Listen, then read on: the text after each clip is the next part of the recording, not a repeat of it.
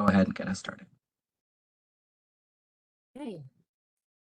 So good morning, good afternoon, everyone. It's a great pleasure to welcome you to our very intensive but super interesting, first of its kind webinar with the collaboration of EDGE and the Green Bond Technical Assistance Program. We launched recently the handbook for launching sustainable finance for real estate investment in emerging market.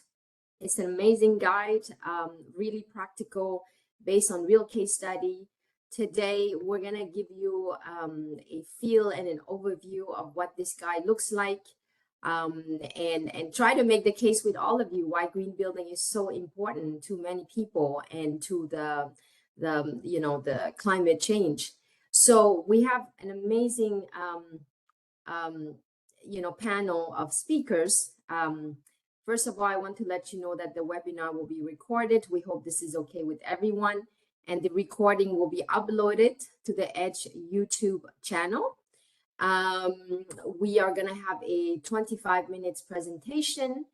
And then we will be following up by questions with our two fantastic case study that you have seen. Some of you who have seen the guide may have come across. Arista and Camina are joining us. But first, let's go to Ziep. She's our senior manager, the cross-sector expertise and innovation.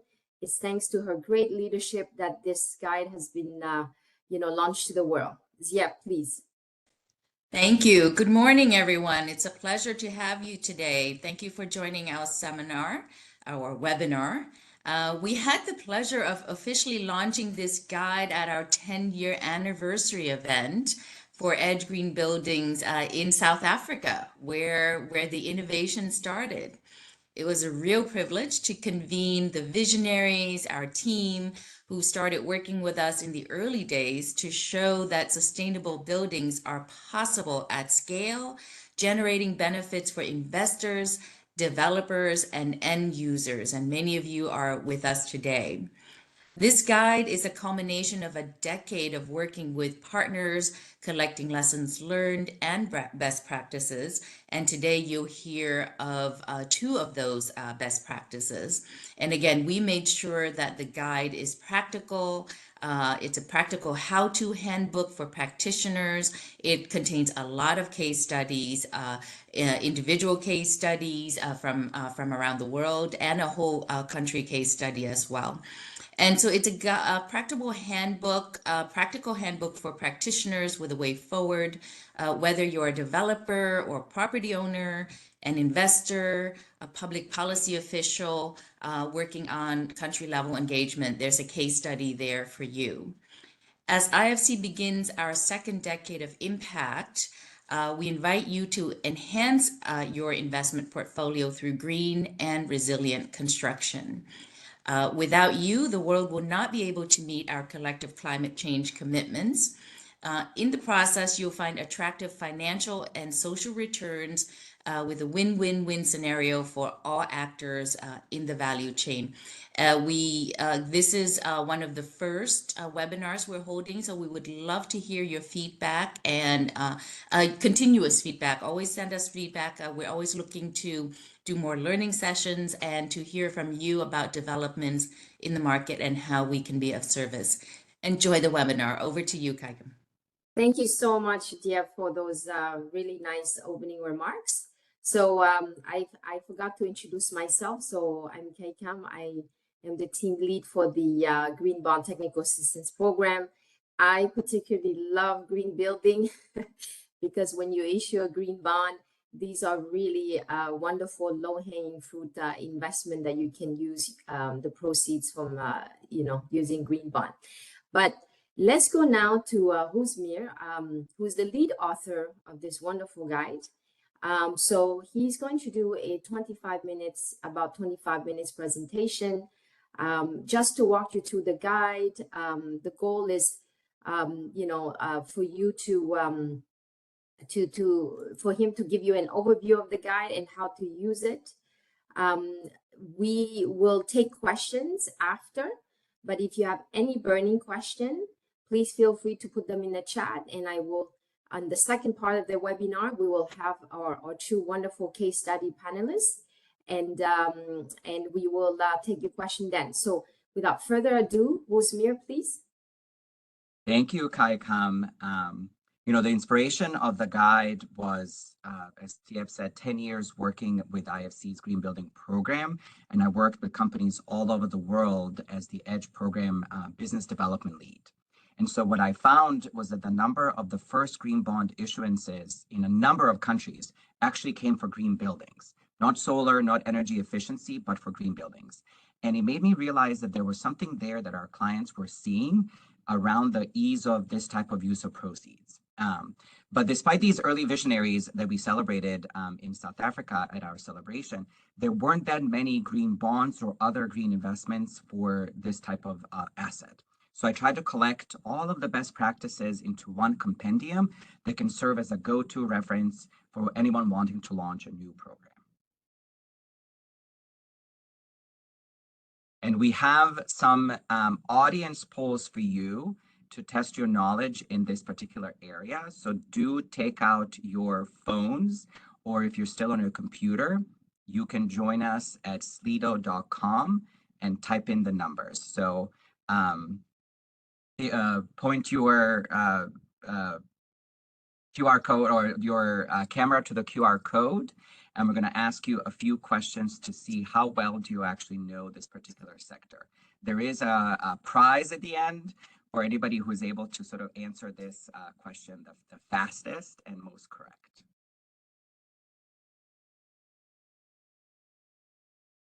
You want to do the honors and read the question? Yeah. So the first question is, what share of labeled sustainable finance is for buildings? And when we talk about labeled sustainable finance, we refer to green bonds, sustainability bonds, sustainability linked bonds. So 1%, 10%, 20%, 30%. Okay. They're saying we have about 33 people answering. Give you a few more seconds. Very, very even spread. Okay, so we have 1% and 20%. What is the answer? The answer is 10%.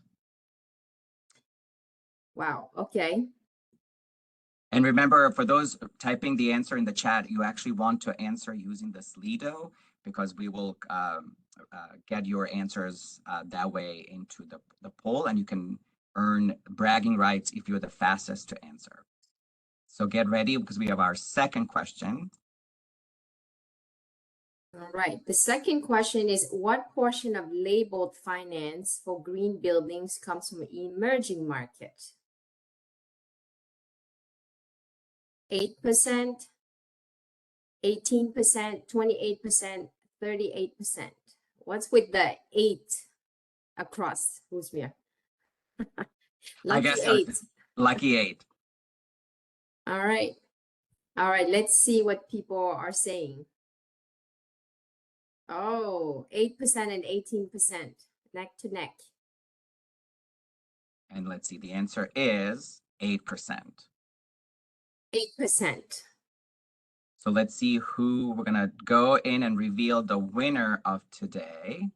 So Catalina was able to answer both questions in just 11 seconds. So Catalina, reach out to us via chat, and we'll figure out some sort of a bragging rights for you, and we will recognize you on LinkedIn as the person that has answered the best questions. Wow, very fast fingers, Catalina. So, Uzmir, with this poll, I think what we were trying to demonstrate is the incredible opportunities and potential of this space. So please, if you can walk us through this investment opportunity. Exactly. So as you found out in the quiz, one of the numbers that really surprised me is that only 10% of all labeled finance was issued for green buildings. You can see the spread of the other areas. And out of that 10%, 92% is dominated by industrialized countries, while only 8% was in emerging markets. At the same time, the investment opportunity for green buildings is a staggering 1.5 trillion USD. And sometimes our investment officers ask us, like, how is this number real? That seems, insane and crazy. But the real estate is the largest asset in the world.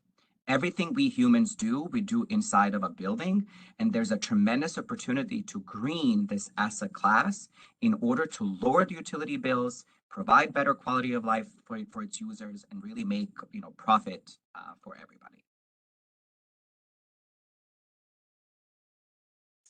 Okay, now let's go to our case study. Let's go through our case study, which these are actually featured in the guide, and I love that they're different profile of organization, but also they're very international. And today we'll hear from two of them. Exactly. The recommendation for these master case studies, as Ziep said, came from our peer reviewers, and they thought we should follow this set through every chapter of the guide. So we chose 6, and you will hear from Asia Green and Absa later today. But we also have Aavas, which does self-built housing in South Asia. So it's a really interesting, different case study. NEPI Rockcastle owns and operates commercial real estate in Europe.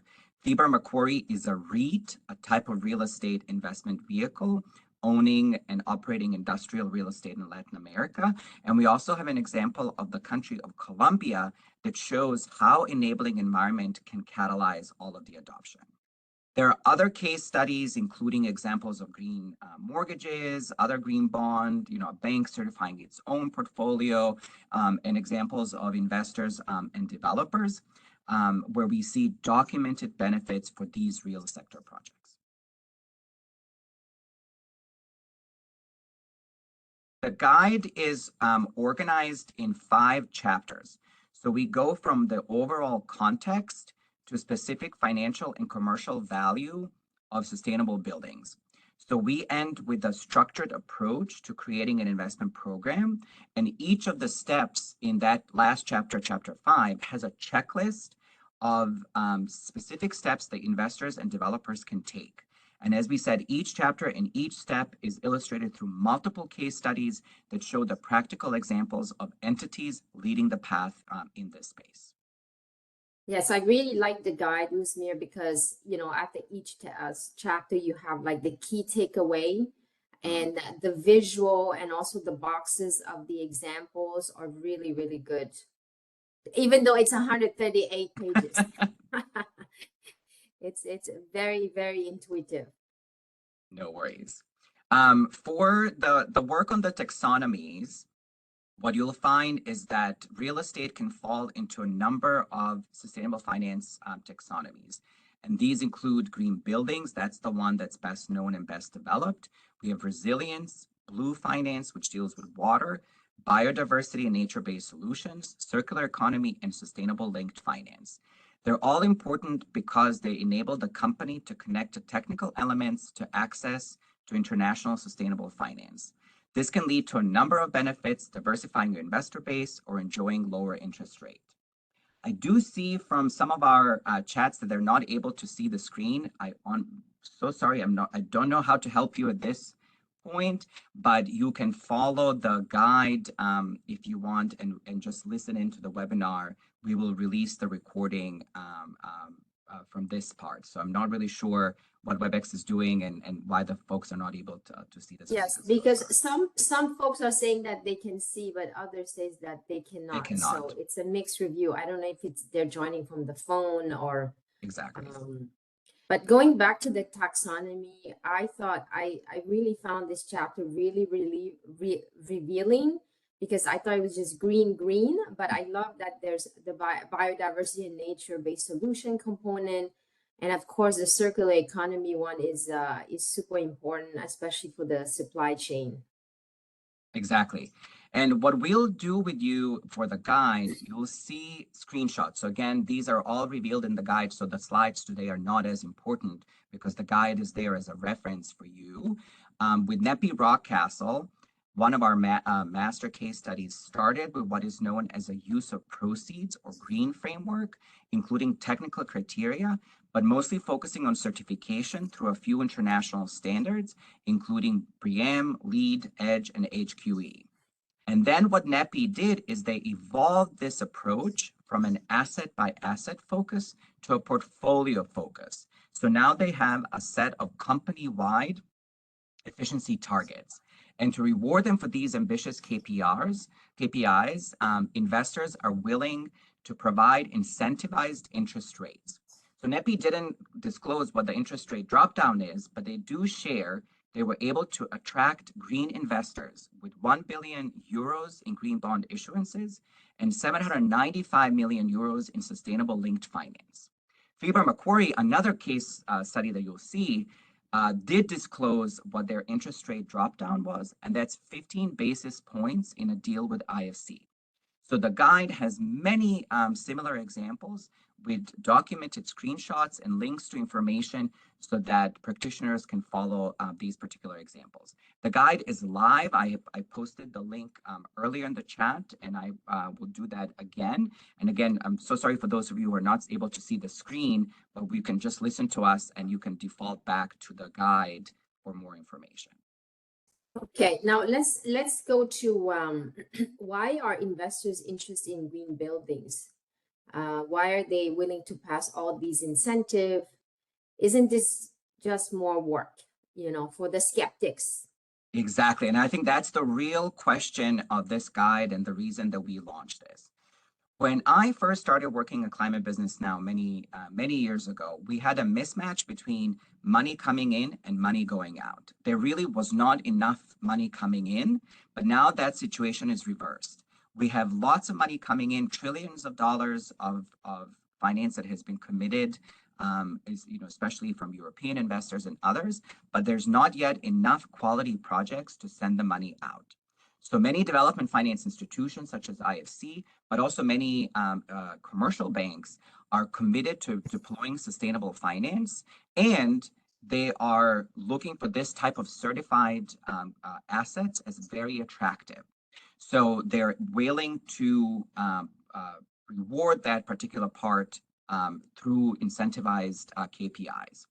So you will hear from Asia Green, for examples. They're set up between Asia and Europe in part to channel investment opportunities to emerging markets where they see this opportunity. And Absa's annual report talks about buildings being the largest asset on their balance sheet and one that they had to address through the lens of climate change. So we have found many other drivers of green building adoption, which are described again in detail in the guide with examples. Let me post the link again in the chat for those of you who have not been able to see it. So again, the guide has been live for a few weeks and you have access to that information now. Okay.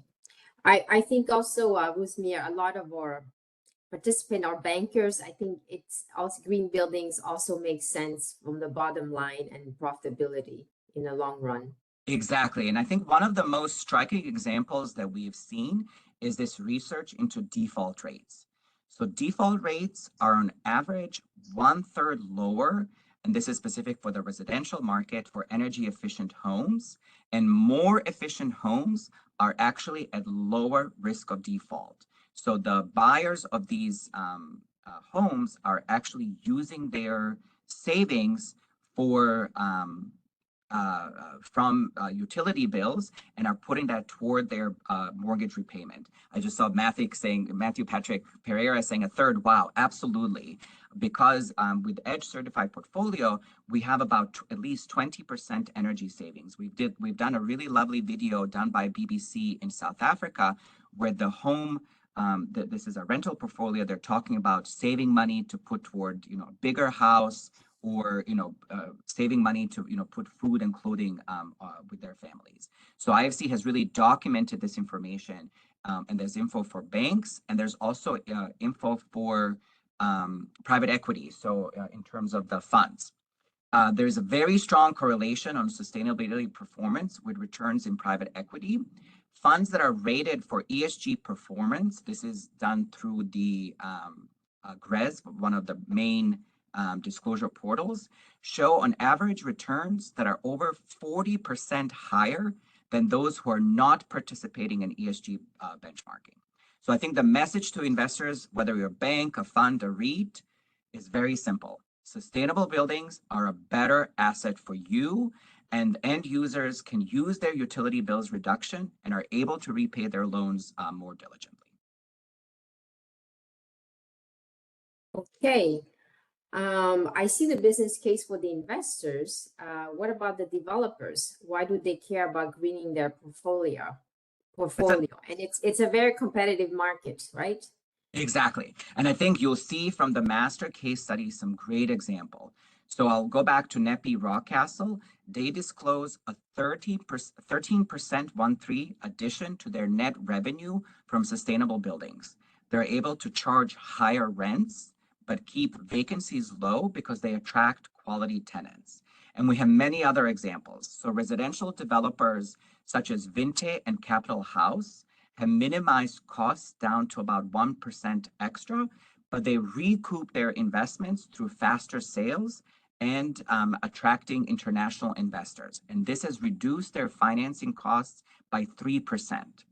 NEO is our first net zero office portfolio in the Philippines. And I'll repeat that word, net zero. That means that their buildings, all of their energy is sustainably sourced with a major reduction of energy usage on site. They are green certified and they're attracting international tenants. So their vacancy rates are 70% lower than surrounding competition.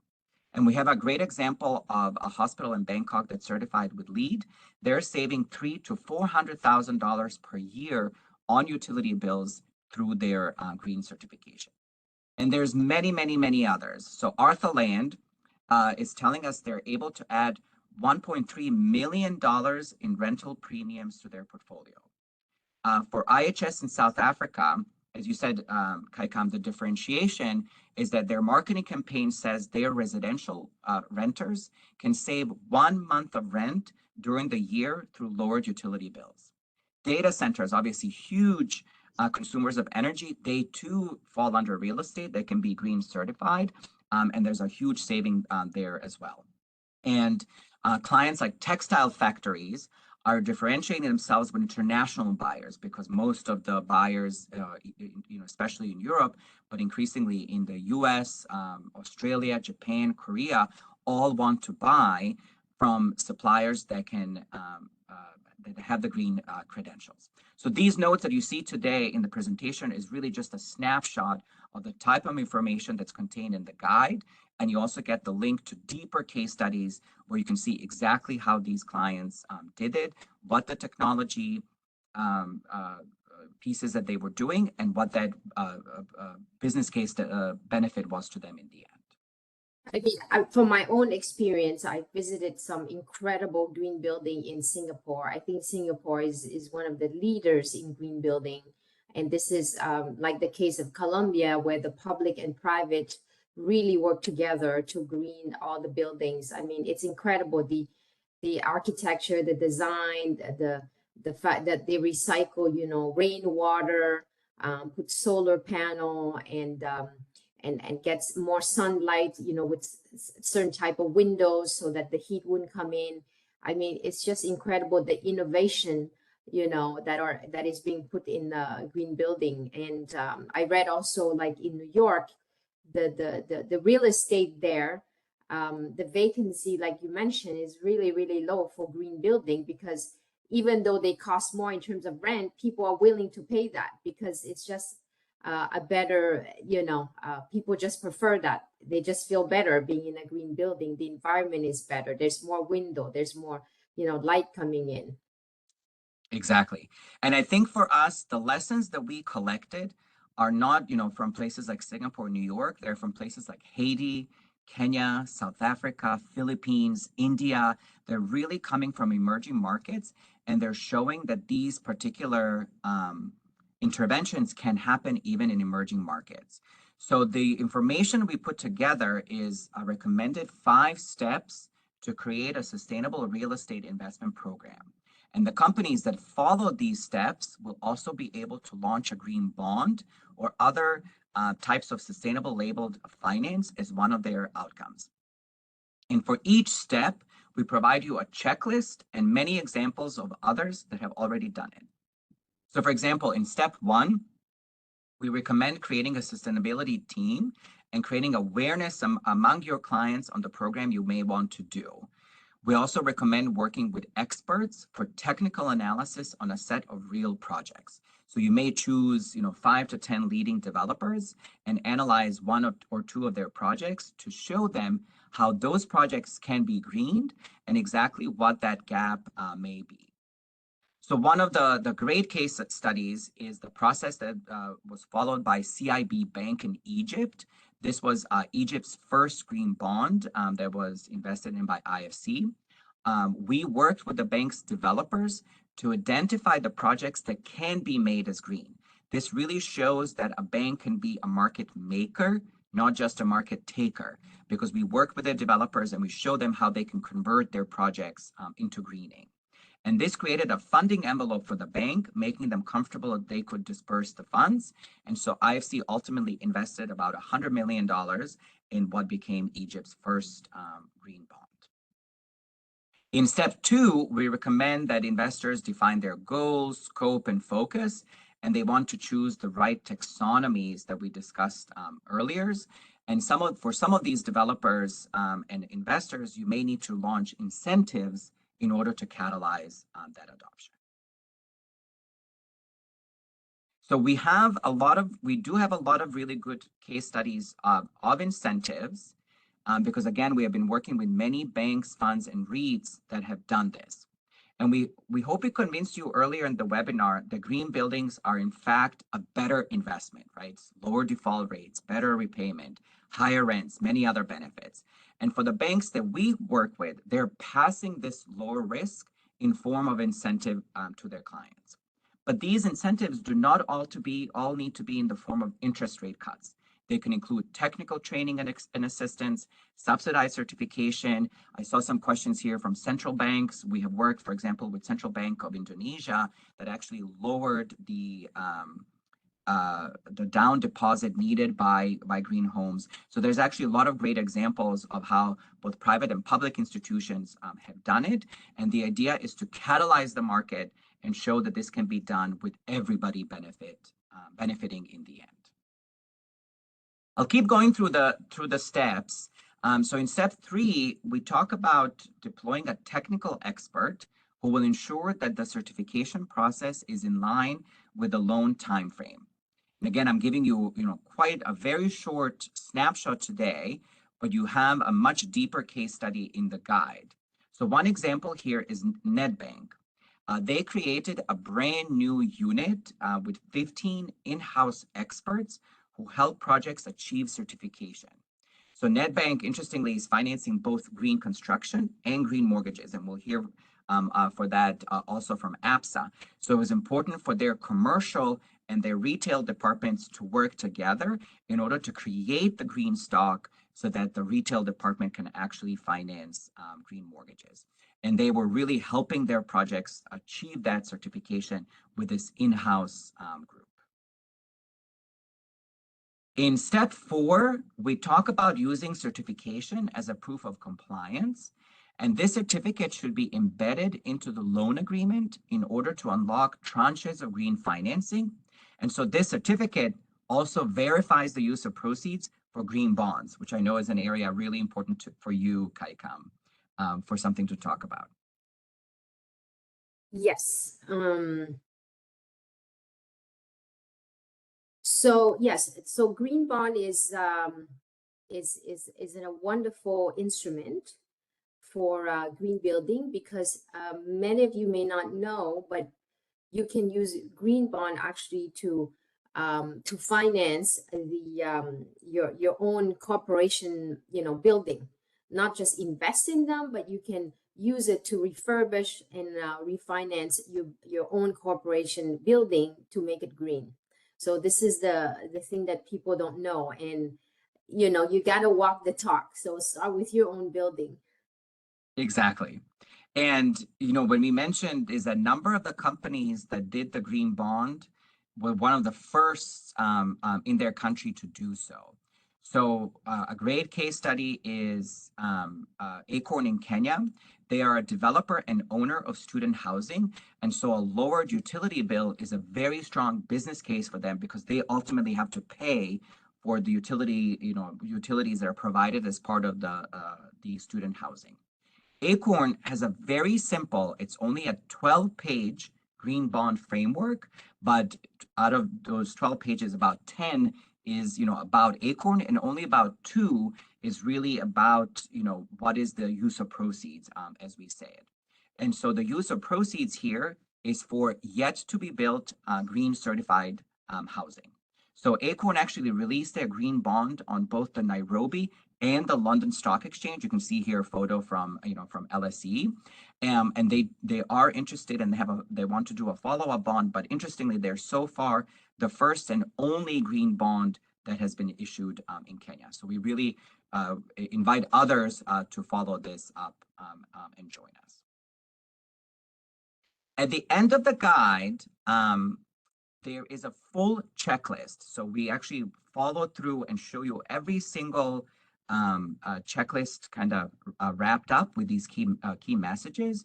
And there's also a recap of information that's showcasing how each of the partners follow these steps. So Nandan, I can see his question, for example, how does the level of certification achievement help green bond financing? You will see from our clients what it is, which level they actually used. So we show you their use of proceeds, their green bond framework, or their sustainable linked framework.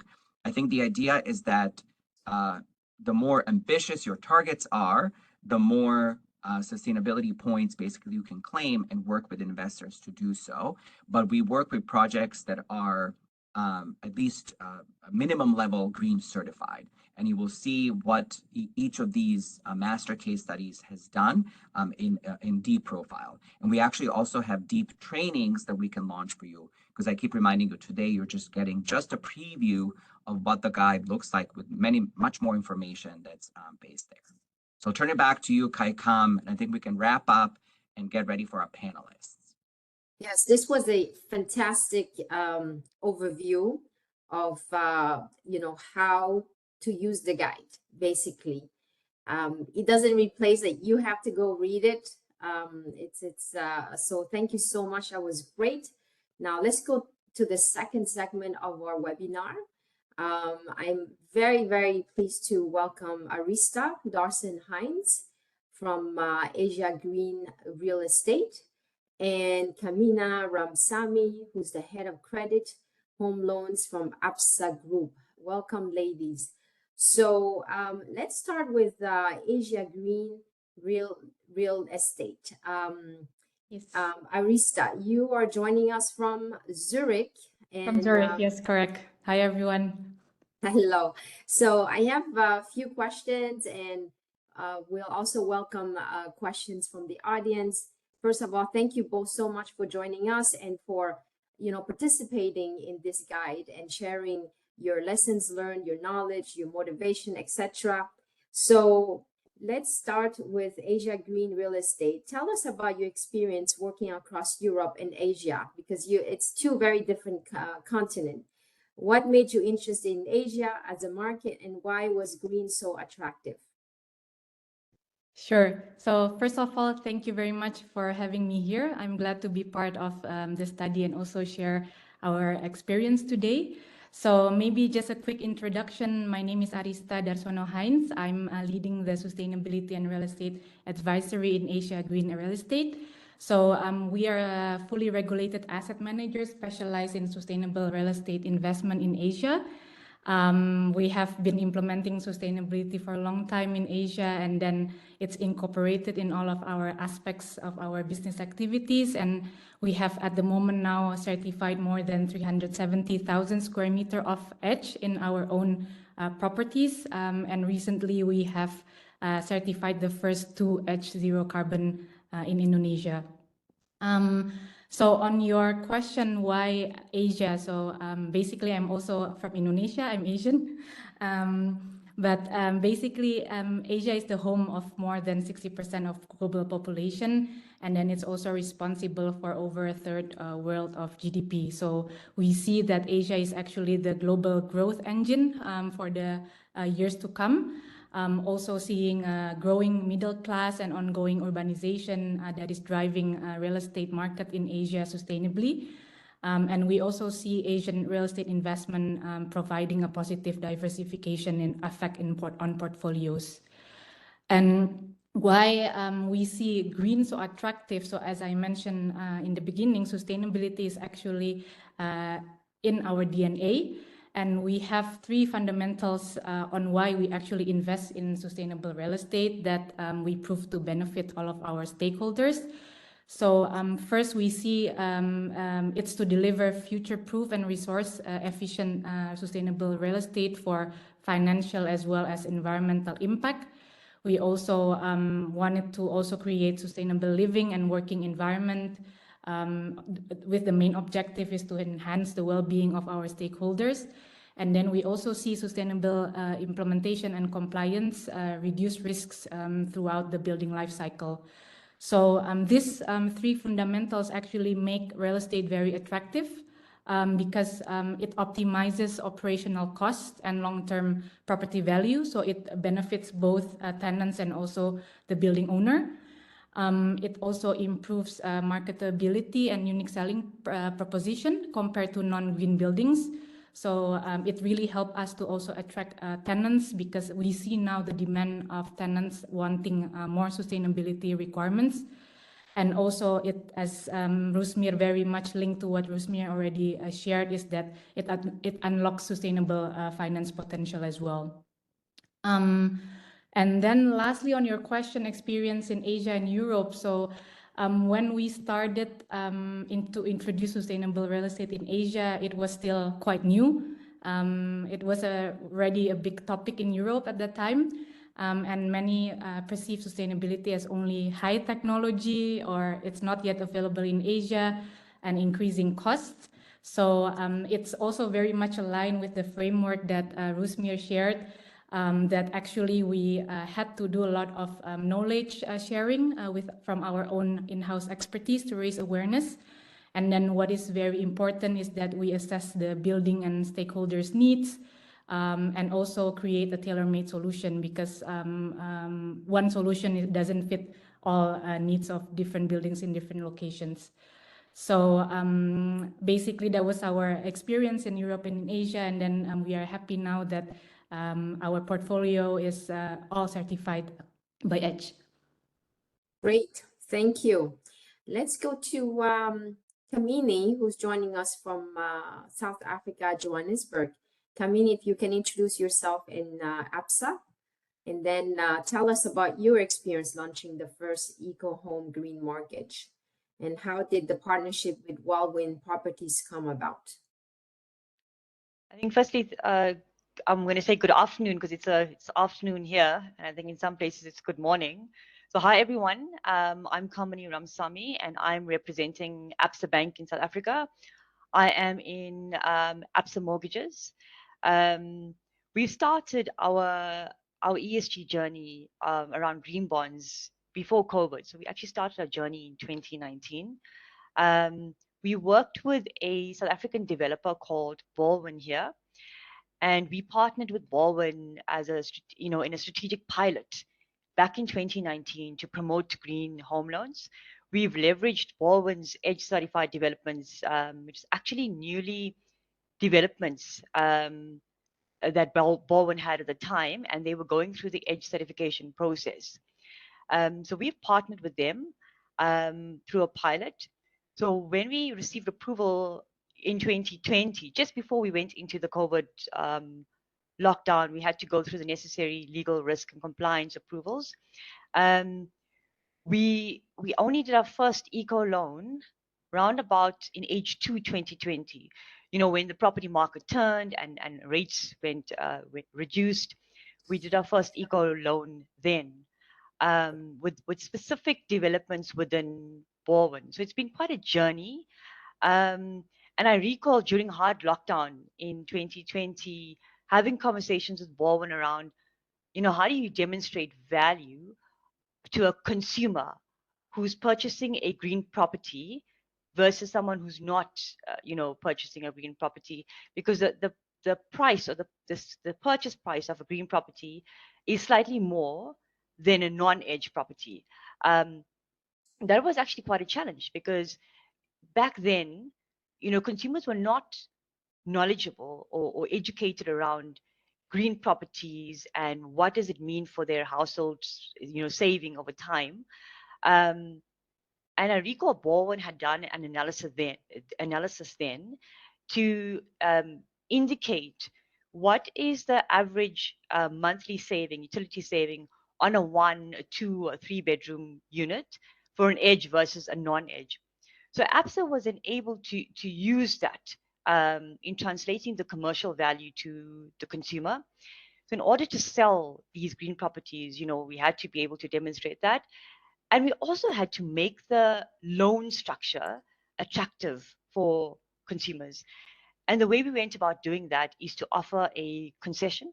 So it's essentially a discount on your home loan interest rate. I mean, myself being in risk at the time, and because this was quite new, I wanted to test this on the low credit risk customers. So we had offered the concession, or the reduction in the home loan interest rate to low risk customers, so customers with high credit scores or bureau scores. And then later on, in 2021, I realized that actually this concession is it's not about offering it to the low risk customers. It's about offering it to customers who are buying specific properties that are edge certified. So later on, in 2021, we opened it up to all home loan qualifying customers.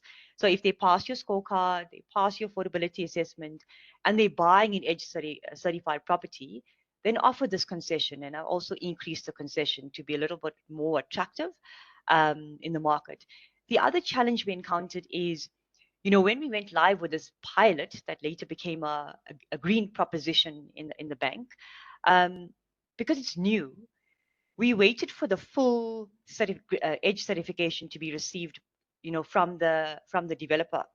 Now, in the edge certification process, you've got the prelim certification, which means that your designs are edge certified, or it's green certified. It meets the standard, the criteria. And then you get to final certification, which means that the building or the property that you have built, is now being built according to the certification. And that process can be anything from, 4 to 9 months, sometimes even longer, depending on the complexity of the design. So I think the lessons learned there is you don't necessarily have to wait for the final certification in terms of differentiating your financial offering or your financial solutions when it comes to green properties. You can start at the prelim stage, because the likelihood of you not achieving a final certification from prelim is very slim. So Kamini, we have a question from the chat from Dr. Rajan Samuel. He's asking, is the government providing interest rate subsidy for eco loans? No. Kamini, we just lost your audio. Kamini, we can't hear you. Okay, I don't think she can hear us also. I think I can help with that one. Kamini, we can hear, for some reason your audio just cut out. For South Africa, they're definitely, there she is. Kamini, can you? Being run by the bank. Okay. Can you repeat, because we lost you there? When you started answering the question, we lost you. If you can answer again. So the edge certified, or the eco loan proposition, is not subsidized by the government. It's something that is being run by the bank to drive sustainability and ESG related finance goals. A few years back, we did have a government subsidy called the Bounce Back Scheme, where the government provided subsidy for properties that have got solar panels on. And they were very specific in terms of the requirements there, but that was only over a certain period of time. and it wasn't for EDGE certified. EDGE certified eco loans is all driven solely by the bank. If I can help answer a little bit more on what else we see from governments, there's a great example, as I mentioned in the guide, around what Colombia did, where there were some subsidies and tax incentives, but it was really more about building kind of the ecosystem. You'll actually see that one of the actions we recommend for policymakers are non-fiscal incentives, because there are things that could help the market but don't cost the government anything. And so the example there is Peru, where municipal governments provided additional height for residential developers, which they were able to monetize, but it didn't cost the government anything. And we have great examples of these non-fiscal incentives that are embedded in the guide and in the training that we can do as well. And we can do this training for governments as well. So we actually think sometimes non-fiscal incentives and just awareness building is just as important as any kind of interest rate subsidies or others. Okay, great. Let's go back to Arista, Asia Green Real Estate. Why was it important for Asia Green to disclose to GRESB? What kind of benefit are you seeing from doing that? And maybe for those of us who doesn't know GRESB, you can explain also. Risa, can I add a little bit more? There were two great questions that I saw in the chat, one from Nandan. Basically, what level of certification do you work with? So maybe you can illuminate that. And then kind of going to Kamini, because I think Asia Green has committed to an all green portfolio. Absa is working on that. So we were interested to see, what does it mean to go all in versus having a very diversified bank that's sort of slowly going through, and how does it affect your balance sheet? So maybe Arisa start first, and then Kamini, you can help answer that part around aggressive. Yes, sure. Happy to do so. So basically, we see EDGE and GRESB actually complementing each other. So we see EDGE as a green building certification in the asset level, where GRESB is actually valuing or assessing your portfolio in terms more on a higher level, in the entity level, where they look into the ES and G. So on the question for our properties, the certification level that we use are basically all certified by EDGE. As mentioned, we have certified now the first two S0 carbon buildings in Indonesia. And actually, our also big target going forward is actually to also aim for S0 carbon for all of our properties in our fund. For GRESB, basically, because we have been implementing sustainability in all of our business activities. So, for example, we continuously implement sustainability measures in our building. We decarbonize our buildings. We also then ensure compliance with ESG. So GRESB is a very suitable framework or benchmark that is globally, and it's also very specific for real estate. That validates our sustainability commitments and achievement. So basically, they are assessing our portfolio in terms of performance, management, and development.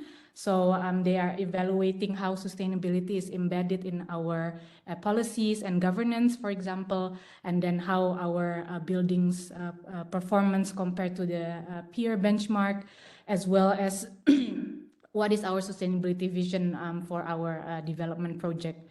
So we see the benefit from GRESB for using GRESB and EDGE actually is basically to validate our commitments and achievement, but also to have a measurable progress, allowing us to compare to peer benchmark, as well as also to create competitive advantage that can attract global investors as well. Okay, let me go back to Absa, Kamini. I'm going a little bit off script. How long did it take for your bank to put this green mortgage program together, and who are the teams that need to be involved? Like how do you create the team? How do you make this happen? Because it's easy now after the fact that okay, it's done, but for those who want to do this, what are the lessons learned that you can share with them? So when we started this in 2019, we started this with, in the bank, we've got a product proposition team. So this is a team that comes up with propositions to the market, understanding the needs of the customers. Then you need your credit risk team, your risk and pricing team to be involved.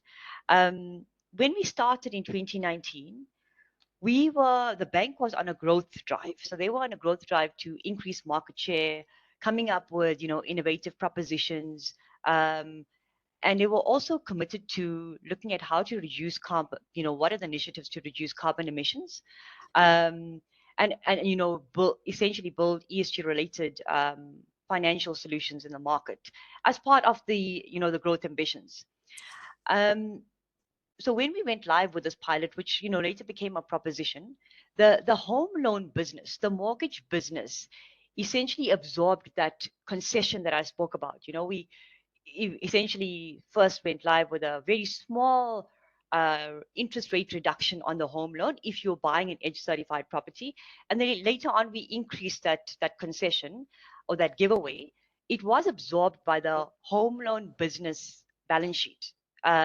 Obviously, I had to look at the profitability, with the margin giveaway, and can we absorb that incentives? And at the time we could. We were looking at 2020, 2021, where lending rates went right down, and we could, the profitability was okay. But then in 2021, if we wanted to scale this, we had to look for a way of doing this differently. And at that point, we then approached the group treasury. When I say we, it's myself, in credit risk, and our product department to look at propositions. We approached our group treasury within the bank to request funding, cheaper funding, to support the scaling of eco loans. And our group treasury agreed to support as part of the bank's strategy to grow ESG related lending within Absa. So what essentially then happened is, from January 2022, the eco loans that we did, for the margin that we were giving away, the rate concessions that we were giving away, it was essentially recuperated by the reduction in funding cost from treasury. So as a result, our profitability for eco loans were then not impacted. And then we were able to then scale eco loans, and make it more viable within the business. In terms of lessons learned, look, there's actually quite a lot in terms of lessons learned. I think the first one that I've already mentioned is the EDGE certifications. We were insisted on calling for this upfront, the final certifications. And like I said, there's a challenge in terms of the time from getting a prelim certificate to getting a final certificate. Also, the process for eco loans can be extremely manual. If you are receiving funding benefits internally, you need to be able to track this. As soon as the EDGE loan comes on the book, has the funding being applied correctly? Are you adjusting your interest rates correctly? And initially, when you start this up, all of this can be extremely manual. So make sure you've got a robust process in place. Because what will typically happen is, if you get funding support from your treasury in the bank, they will give you an incentive value to say, we are willing to support this much of incentives. So you need to keep track of that. Then also incorporate your EDGE loans into your GHG calculations to improve your reported emissions. I mean, it's one of the reasons why we do it. We also want to be able to, reduce our emissions.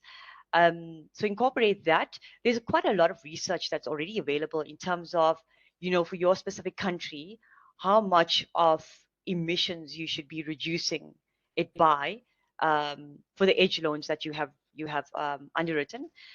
Then consumers, or your customers out there, they want to see the clear financial benefits to them. So understand what those benefits are for the customer. Bundle your eco loans offerings with other financial offerings that you've got in the bank to make the proposition a lot more attractive. Because as it stands right now, eco loans is still very much new in the markets globally. When it's scaled, and when there's increased demand for it, the price or the selling price of those properties will start to come down. So it is tricky to sell these these properties or these eco loans currently. Education is also very key. Explain the energy savings and the long-term affordability benefits to your colleagues in the front line so they're able to sell that. And I think lastly, it was mentioned so far in the webinar, is just getting commitment from the bank or the financial institution by incorporating all of this sustainability metrics into a performance scorecard that's embedded as part of a broader ESG strategy. It does go a long way in terms of the support. I think initially when the profitability isn't there yet, when you're trying to scale this, you need to get the commitment from the institution. Great, Kamini. That was really, really step-by-step walkthrough. Wonderful. We have 3 minutes left. Fortunately, we don't have more times for questions, but you mentioned impact reporting, which is covered in the guide. It's a very, very important element that we detail well in the guide. Thanks, Rusmir. So thank you so much, Arista and Kamini. Now let's go to Veronica for some closing remarks. Veronica is our Global Head Sustainable Finance Standard and Capacity Building with our Climate Business Department. Veronica, please. Thank you all. I came to the office tired.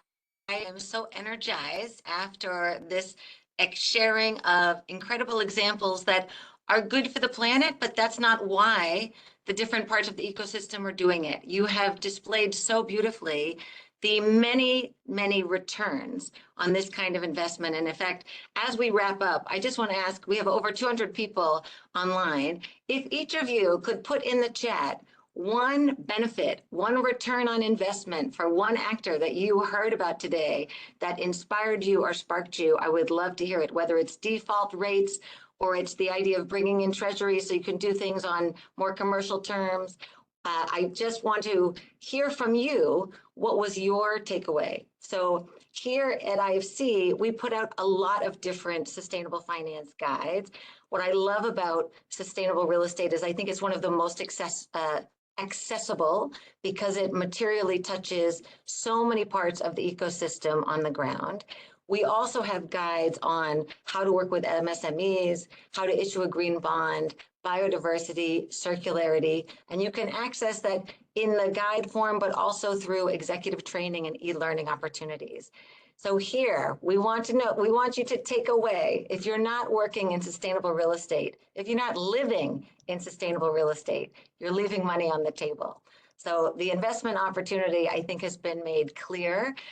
What we would like to also stress is that there are domino effects of working through sustainable construction that then generate jobs in the local market and other benefits to, mortgage takers, et cetera. And it's not only the fact that construction jobs are by nature local and reaching through, material supply chains locally, but all the maintenance jobs and all the regulation jobs. There is a huge amount of awareness raising and capacity building for us to also do there, as our wonderful panelists, Arista and Kamini, underscored, to integrate more nature-based solutions in building design or more circularity. The whole ecosystem needs a certain awareness raising, and we are here to support you in that. It's truly a win-win. I think that not only are we making choices that are good for the planet, but benefiting homeowners with lower utility bills, benefiting developers with differentiated products, benefiting investors with higher returns and lower defaults. We really appreciate you joining us today, and we hope that you will call on us as we can be more helpful in terms of raising that awareness and also the credibility that so many of you talked about today. So my last moment is I witnessed this myself in Cairo a few weeks ago at the Grand Egyptian Museum, which is an EDGE certified buildings. Can you imagine standing in the middle of Cairo in the middle of the day, and huge parts of this museum don't even need air conditioning because they have been designed so beautifully. So as we often look to the Egyptians for inspiration on building and design and architecture, I think that's just one more example for us to pull from. So with that, I want to thank so much our speakers, and Rusmir and Kaikam, back to you. Thanks. Thank you so much, Veronica. So I think that's all we have. We hope we can feature, some of you in our next training or call. we just have a very quick, survey that will take you 10 seconds. Catalina will take 5 seconds because she's got fast fingers. Just to give us the rating of the session, how you rated the session. That's Catalina probably. Thank you, Catalina. Thank you all very much. We hope this was very insightful, and hopefully we've made the case for all of you to, to invest and to live in a green building.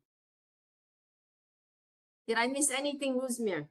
I think that is it. So thank you, everybody. And remember, lots more information in the actual guide. So please go through and read it and invite us to do executive training in your country with much more information on that end. And I will share the contacts of our green building specialists around the world when we send the recap of the.